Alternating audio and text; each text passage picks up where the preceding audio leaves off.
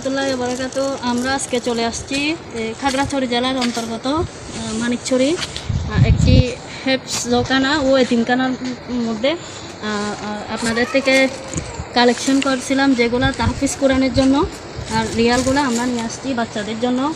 তো আল্লাহ তাআলা আপনাদের প্রত্যেকের দানকে কবুল করুক এবং সবাইকে কবুল করুক, এটাই দোয়া করবেন সবাই, যাতে আমরা এই ভালো কাজগুলো করে যেতে পারি মতো।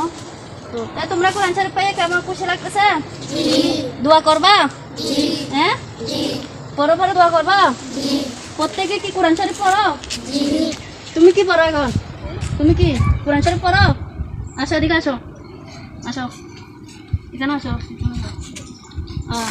এখান থেকে একটা কোরআন শরীফ নাও, তুমি পছন্দ করে নাও, বুকে নাও, সুন্দর করে বুকে নাও। হ্যাঁ,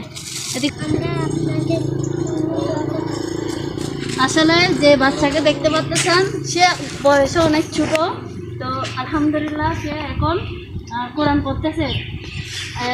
বিষয়টা দেখে খুব ভালো লাগছে, তাই আপনাদের কাছে শেয়ার করলাম। কারণ আমি এই মাদ্রাসা আসার পরে দেখলাম প্রায় ছোট ছোট বাচ্চা সবাই কোরআন নিছে, এখন সবাই কোরআন পড়তেছে।